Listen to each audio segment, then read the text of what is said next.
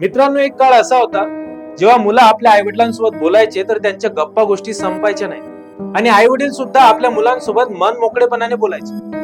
पण आज आज परिवारातील संवादच हरवलेला आहे. आजच्या आधुनिक डिजिटल युगातील मुलं स्मार्ट तर झाली आहे, पण भावनिक दृष्ट्या खूप कमकुवत झाली आहे. आजच्या काळात किशोरवयीन मुलांची जीवनशैली बाहेरून जितकी आकर्षक आणि पूर्णतेची दिसते, आतून तितकीच गोंधळलेली आणि तणावांनी भरलेली आहे.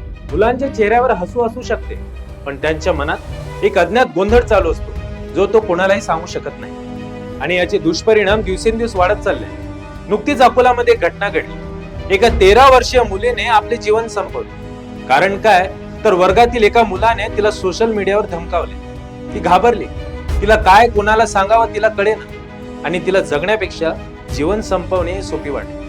अशा कित्येक चिंताजनक घटना आजच्या आधुनिक युगात वाढत चालल्या आहेत. लैंगिक शोषण, घरातून पळून जाणे, चुकीच्या मैत्रीत अडकणे, ऑनलाईन फसवणूक आणि या सर्वाचा परिणाम जीवन संपवणे. तंत्रज्ञान आणि स्पर्धेच्या वाढत्या दडपणात मुलांच्या मनावर मोठा ताण पडतोय.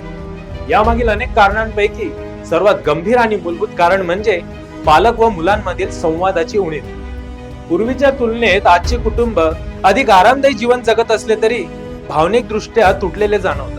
आई वडील कामाच्या धकाधकीत, मोबाईलच्या व्यसनात किंवा तणावात इतके गुरफटतात की मुलांच्या मनात काय चालले आहे याकडे त्यांचे पुरेसे लक्ष राहत नाही.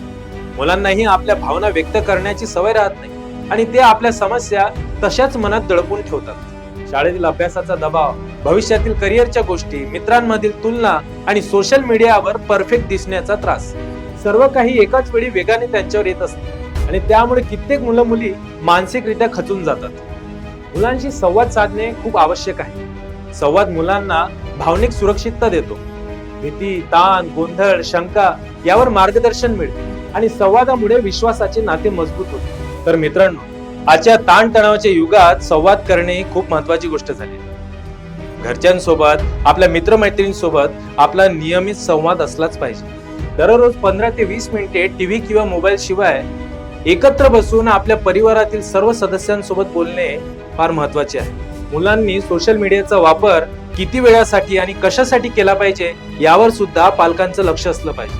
संवाद सुरू झाला की समस्या सांगण्याचा मार्ग उघडतो, विश्वास निर्माण होतो आणि चुकीचे निर्णय घेण्याची शक्यता कमी होते. संवाद हीच आजच्या काळाची खरी गरज आहे. तुमचं यावर काय मत आहे हे आम्हाला कमेंट करून नक्की कळवा.